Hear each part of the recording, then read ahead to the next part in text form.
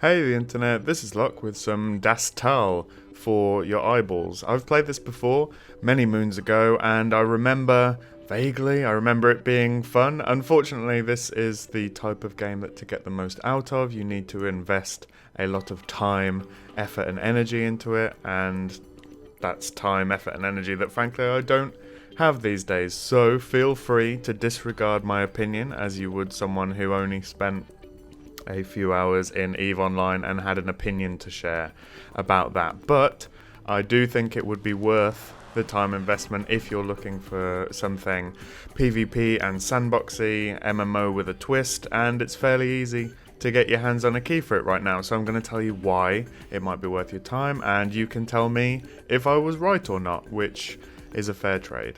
It's a hardcore PvP game in the kind of sandbox way, where there's not a huge amount to do, but go murdering players to get stuff, and then you get killed, and people take your stuff, and the best way to get it back is to go murdering people for their stuff. It's got that real murder hobo vibe. go out and just kill everyone indiscriminately and have a good time while you're doing it. There are some variations on this theme, having said that, with clan-owned towns providing some long-term strategic value to the shorter gameplay loop usually offered by a full loot PvP game.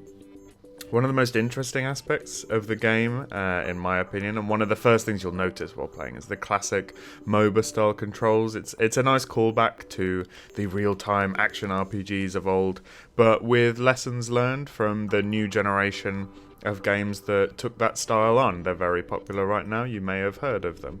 It allows for the game to be very skill shot heavy, and it kind of makes me feel like I'm playing a hardcore and rather bleak version of Albion Online, a game which I will rave about at the slightest provocation. So that should be taken as a compliment, that comparison. So yeah, the game, it feels good, it looks quite nice, it's interesting. I think where it suffers is in the areas the kind of indie sandbox games in general tend to. After a couple of days running around, being a murder hobo, there doesn't seem to be a huge amount to actually keep you around. I mean, I'm all for forging my own path, but if I don't know what direction to go in, or even if there's anything out there to find in the direction that I choose, my pathetic human brain will search for lower hanging fruit. Some people think that this is sort of the point of sandbox games, as I was reminded recently when some really nice Mortal Online players got annoyed with me for pointing this out in that particular game. And I totally see the attraction, the pioneer spirit, nothing but your resolve and will to make progress, forging your own destiny against all the odds. Awesome, yeah, and call me weak-spirited, but I prefer to hang back until the more grisly diseases are under control and the Wi-Fi's been installed. After that, I'm on the first wagon out there, I'm doing it, I'm with you. Also, the world itself, it does feel quite desolate. The isometric view feels very limited when there's frankly very little to actually see. It would be, I mean, it'd be one thing to look out over the sand dunes under a burning sky like Tatooine in the Old Republic, but here it's variations on the theme of just a screen full of sand and cracked earth underfoot and flat as a pancake.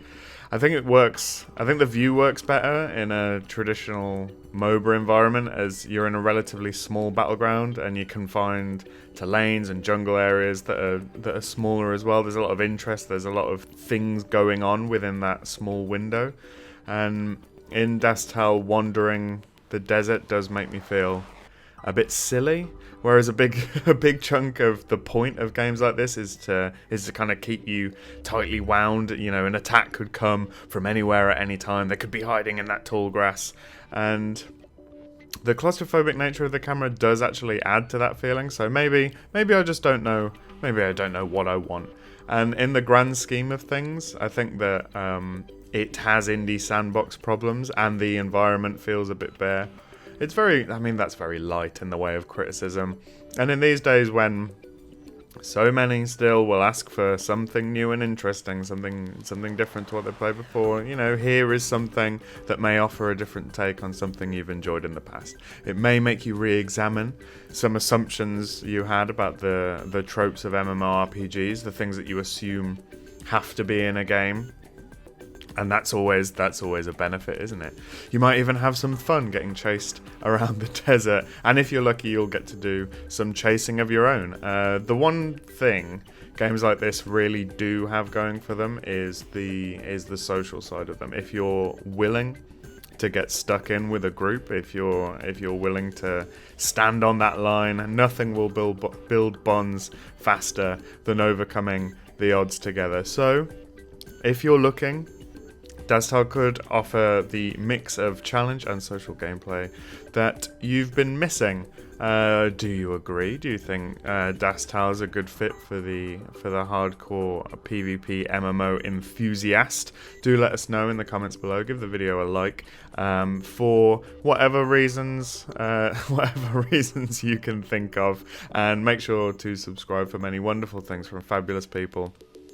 And I will see you again really soon. Thanks. Bye! Make sure to level up your MMO knowledge by visiting MMORPG.com, subscribing to our YouTube channel, and by following us on social media. To catch up on the week's biggest MMO news, watch our latest MMO FTW. And to see if there's a better MMO out there for you, watch one of our latest First Impressions videos. Thanks for watching.